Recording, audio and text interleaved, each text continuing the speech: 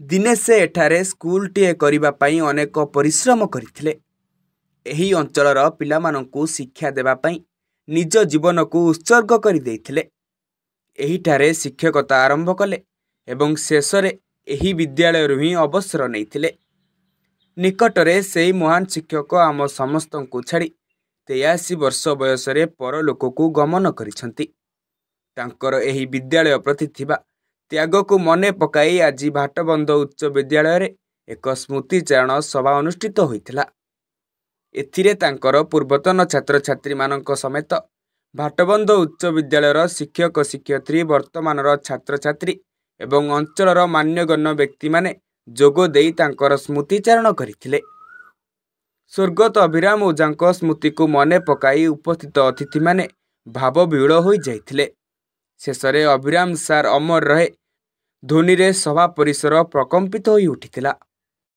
अभिराम ओझा जे कि minor school प्रधान शिक्षक थिले, हाई स्कूल फाउंडर थिले, एई भाटबंध हाई स्कूल तांकर स्मृतिचारण सभा थिला। तेणु से सभार पुरातन छात्र मैंने आयोजन करते विद्यालय करने वर्तमान छात्र छात्री सब थे जोटा कि 9:30 बेले मीटिंग आरंभ होला। तांकर आज 11 जोटा कि तांकर जो भल गुण कथा सब आलोचना करागला। से केमती हॉस्टेल रे पिला मन रखुथिले, पिला कथा बुझुथिले, दंड देले मध्य पिला ताकू आदर नउथिले, गाड़ियार किसी कंप्लेन करनुथिले। तो तांकर जो शिक्षक हबार भल गुण सेटा निश्चिंत भाव गोटे स्वागतयोग्य पदक्षेप और तांका पई ये पुरातन पिला माने ठीक करछथि। स्कूल रे किसी कार्यक्रम करिवे जहाँकि अभिराम सारंक स्मृति सदाले भी रहिबो। स्कूल आज अभिराम ओझांकर जो एकादश उपलक्षे श्रद्धांजलि सभा आयोजन करा भाटबंध स्कूल ठारे। एटे बहु पूर्वतन छात्र पिंटू बाबू एवं कुना बाबू, बिजू बाबू एवं प्रसन्न भाई ए बहुत पूर्वतन छात्र मान जोग देइथिले एवं पूर्वतन शिक्षक मान मध्ये जोग देइथिले, तांको गुण कीर्तन करथिले। अभिराम सार जणे थिले छात्र वत्सल शिक्षक, से भारी समयानुवर्तिता थिले एवं तांकरी गुण कीर्तन आज आमे समस्ते करूथिलु। कहीं ना आज से आमे अभिराम सार को हरे आज ये अंचल शोकर छाया खेली गई। समस्ते मर्माहत। अभिराम सार भाया गुरु ये अंचल में मिलबेनी। ये अंचल निश्चित भाव में विरल अभिराम सार भली जड़े व्यक्तित्व। आज आम समस्त एक दुखर दिवस।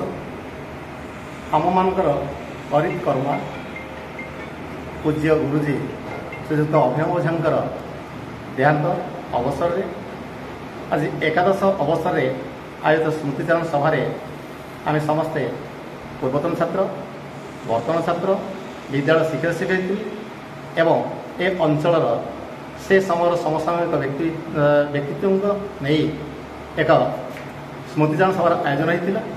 आम समस्ते एकमत होती कि अभिराम सार भली जड़े शिक्षक आम अंचल विरल, जहाँकर पादचिन्ह आम समस्त एक स्मृतिर अलिभा स्वप्न हो रही।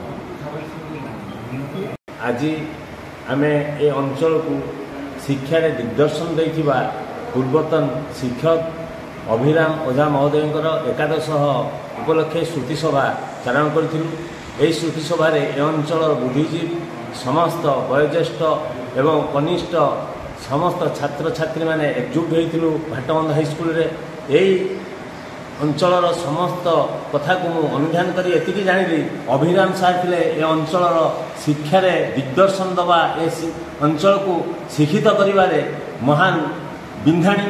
से बिंधाणी शिक्षक आज एकादश श्रुति सभा मु निजको सामिल करिथिबारु निजको गर्वित मन कली एवं ए अंचल तांकरी परी शिक्षक उत्पन्न होई ये समाज को शिक्षा दिग्दर्शन दवा को अनुरोध करी रोचे मु सत्यभूषण स्वाई। आज अभिराम सार जो गोटे स्मृति सभा करा भाटबंध स्कूल ये उपस्थित थे पंचायतर समस्त गुरुजी बहु वयोज्येष्ठ व्यक्ति थे। आम बड़ भाई मंडल सभापति सत्य भाई थे, दत्त भाई थे, रज सार थे, मनु भाईना थे, बहुत लोग उपस्थित थे, पिला बहुत छोट पिला उपस्थित थे।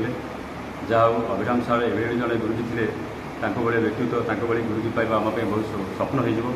चरणपदा पंचायतवासी समस्त भूलुं अभिराम सार को कि अभिराम सार एभली जड़े व्यक्तित्व थे से जो आम स्कूल को आसती प्रथम जो आसिले आम जान अभिराम सार आसते आसवा बेलू समस्त गोटे चिंता करते ना सार आसिले बहुत भय करते समस्ते स्कूल गला बेलू जो गणित पीरियड आसे आम 5 जन गोटे टेबुल गोटे 5 जन बसला बेले आम बहुत 5 जन जगह से 7 जन बसती जे माडटा केमती 5 जन जगार 2 जन दिए बाजवा 5 जन न बाजू से 5 जन जगह समस्ते बसती जहाँ ये कहि अभिराम सार के भाया गुरुजी गोटे आम पाइबा आम भारी दुखदायक ये कहि जनपदा पंचायत समस्त जय जगन्नाथ अभिराम सार अमर रहे अभिराम सार अमर आज जो आमर पूर्वतन वर्षियान गुरुजी अभिराम ओझा सारंकर आज 11 उद्देश्य स्मृतिचारण सभार आयोजन कर भाषण स्कूल रे समस्त पूर्वतन छात्र